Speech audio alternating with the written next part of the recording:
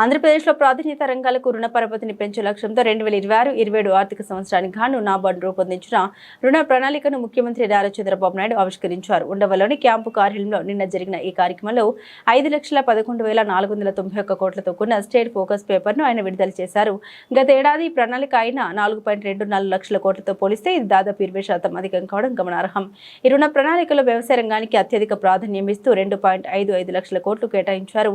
ఇందులో పంట రుణాల కోసం 1.66 లక్షల కోట్లు కేటాయించారు. అదేవిధంగా రాష్ట్ర ఆర్థిక ప్రగతిలో కీలకమైన సూక్ష్మ చిన్న మధ్య తరహా పరిశ్రమలకు 1.64 లక్షల కోట్లు కేటాయించడం జరిగింది.